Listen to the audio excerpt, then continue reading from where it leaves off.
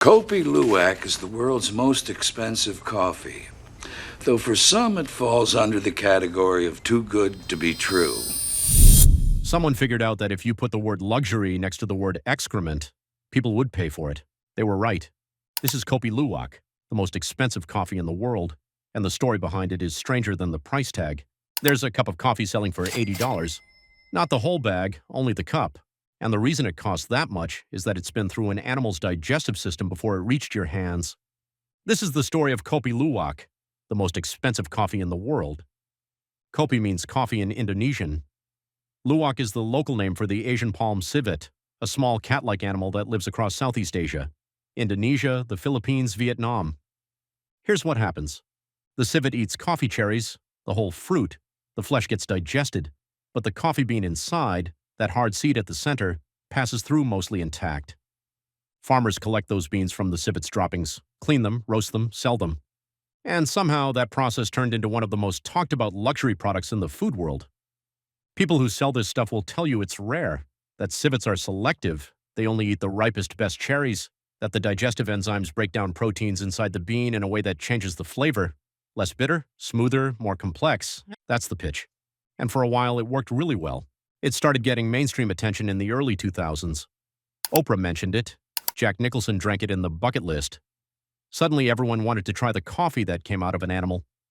At its peak, prices were hitting $100 per cup in specialty cafes in New York and London. Bags of it were going for $600 a pound. This is where it gets interesting. Multiple blind taste tests, including ones done by coffee professionals, have found that Kopi Luwak doesn't consistently beat high-quality specialty coffees. In some tests, it ranked below them.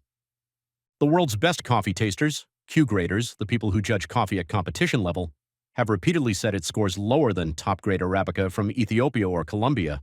James Hoffman, who's one of the most respected names in specialty coffee, has tasted it.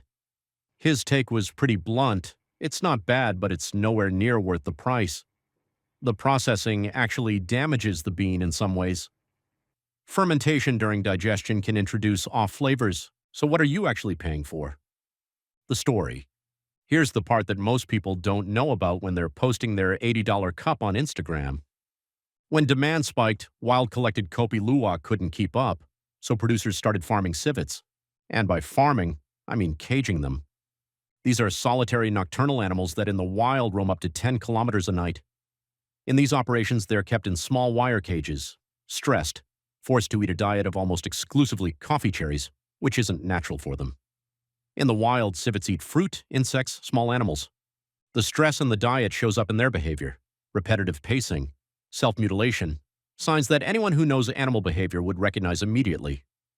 A BBC investigation in 2013 found that the majority of Kopi Luwak sold, even products labeled wild-sourced, was coming from these cage farms. There's essentially no reliable certification system. You can't verify it. So that wild and ethical claim on the package, it's mostly marketing.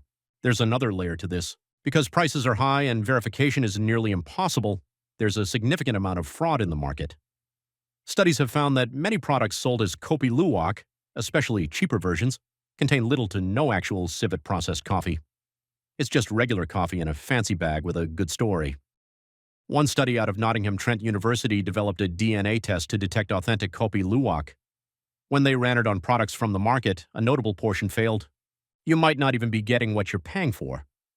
If you are getting any value from this video, then please consider subscribing my channel for more such content. So why do people still buy it? That's a fair question. And the answer probably isn't stupidity. Humans have always paid for experience and narrative, a wine from a famous vineyard, a watch with a specific history. The story is part of the product. Kopi Luwak is that, but at the expense of actual quality and, in most cases, animal welfare. The specialty coffee world has largely moved past it. The focus now is on traceability, on farmers being paid fairly, on single origin beans that you can connect directly to a specific region, altitude, processing method. That's where genuinely interesting coffee is happening. And those coffees, really exceptional ones, might cost you $20 to $30 for a bag. Still expensive, but they'll taste better, and you'll know exactly where they came from. Kopi Luwak is a product that got famous because of a weird story, and the story sold so well that no one stopped to ask whether the coffee was actually good or what the real cost of making it was. If you want to spend $80 on a cup of coffee, that's your call. But there are better ways to spend that money in the coffee world. And if someone tells you it tastes like nothing else on earth, they've probably never had a really well-made cup of Ethiopian yirgacheffe. That's Kopi Luwak.